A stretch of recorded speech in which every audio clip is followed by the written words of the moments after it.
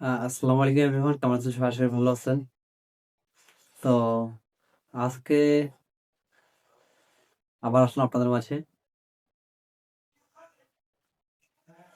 কে কোথা থেকে আমার ভিডিওগুলো দেখেন, আর ইতিমধ্যে মোটামুটি আমার ভিডিওগুলো দেখা যাচ্ছে সোশ্যাল মিডিয়ায় ভালো একটা রিচ পাচ্ছে। আগের তুলনায় বেটার রিচ পাচ্ছে। আগে দেখা যেত যে ভিডিওতে আমার 100 জন বা 100 200 জন ভিউয়ার্স আসতো।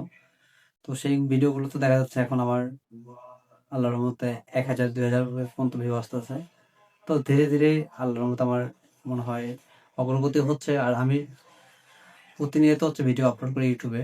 আর ফেসবুকে হয়তোবা সচরাচর ভিডিও আপলোড করা হয় না। তো আমি একটা প্ল্যাটফর্ম নিয়ে আছি আপাতত, ইউটিউব নিয়ে। ধীরে ধীরে দেখা যাবে ইউটিউবে যখন আমার ভালো একটা পর্যায়ে চলে যাব, দেখা যাবে সবগুলো সোশ্যাল মিডিয়া আমার ভালো একটা অ্যাকাউন্ট থাকবে।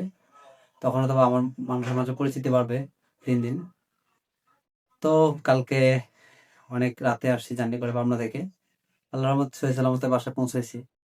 এটা আল্লাহর কাছে শুকরিয়া।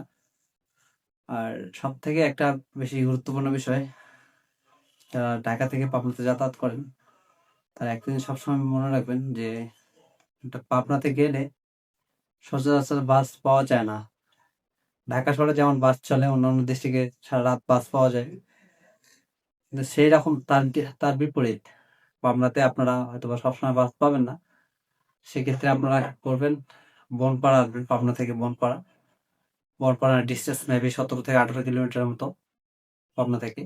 তো আপনার বনপাড়া আসলে দেখা যায় সবসময় গাড়ি পাওয়া যায়, রাতে 24 ঘন্টা গাড়ি পাবেন বনপাড়াতে। তো আমি কালকে বনপাড়া থেকে উঠছি। আমি কাজে গেছিলাম ঈশ্বরদী।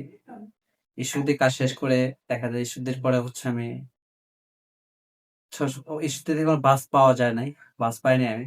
তো আমি সেক্ষেত্রে কি করলাম, পরবর্তীতে আমি অনেক মানুষের কাছে সাজেস্ট করলাম, তারা সাজেস্ট করলো আমাকে।